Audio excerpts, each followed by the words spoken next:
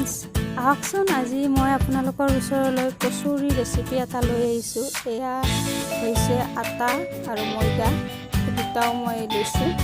এয়া পিঁয়াজ, নিমখ, কেঁচা জলকীয়া আৰু এইফালে লৈছোঁ বেকিং পাউডাৰ, ৰিফাইন তেল, এইটো হৈছে বেকিং পাউডাৰ আৰু এয়া জিৰা, ধনিয়া, আজমাইন অকণমান, নৰসিংহ আৰু এইখিনি লৈছোঁ পানী। এতিয়া আমি এইখিনি প্ৰথমতে মছলাখিনি ভাজি ল'ম এনেকৈ কেৰাহীত।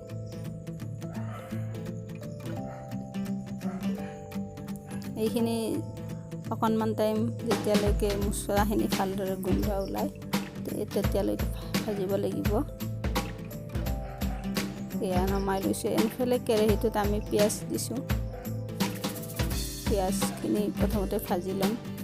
এয়া কেঁচা জলকীয়া দিছোঁ, এইখিনিও ভাজি ল'ম।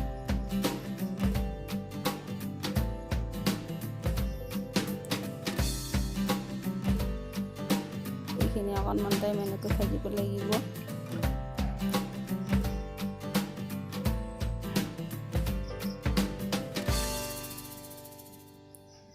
এতিয়া আমি এই ভাজি লোৱা মছলাখিনি মিক্সিত গুড়ি কৰি লৈছোঁ। গুড়ি কৰি লৈ এতিয়া আমি ইয়াতে আৰু পিঁয়াজৰ লগত এনেকৈ ভাজিছোঁ।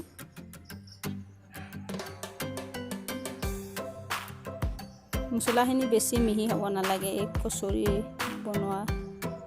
কচুৰি বনাবলৈ।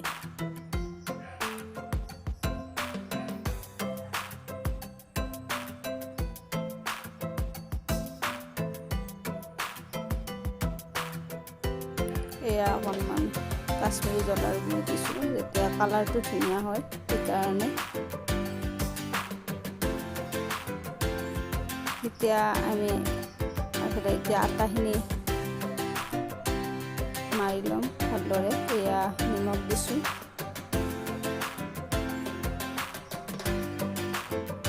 এয়া আজমাইন দিছোঁ, অলপ গোন্ধটো ধুনীয়া হয় কচুৰিটো বনোৱাতে সেইকাৰণে। এয়া কালজিৰা দিছোঁ অকণমান, ৰিফাইন, এইখিনিলৈ আমি এতিয়া ভালদৰে সানিম। পানী দিছোঁ, পানীটো পৰিমাণ অনুযায়ী দিব। সেয়াই আমি আটাখিনি এনেকৈ মৰা হয় তেনেকৈ ডব কৰি লৈছোঁ। এতিয়া এনেকৈ বেলি ল'ম।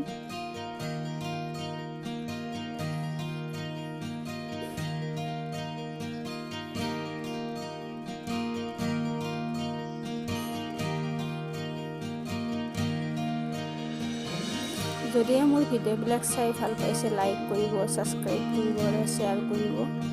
এতিয়া আমি মছলাখিনি ইয়াতে এনেকৈ সোমাই দিম।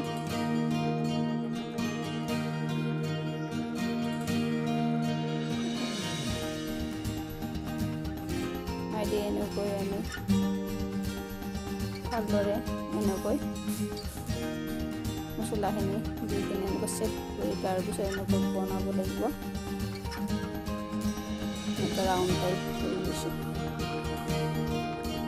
এতিয়া আমি এফালে ৰিফাইন অইলত এনেকৈ দিছোঁ কচুৰিটো।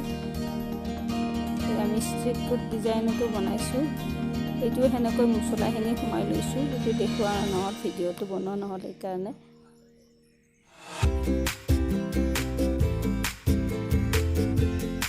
একে ৰাউণ্ড টাইপত যেনেকুৱাকৈ মছলাখিনি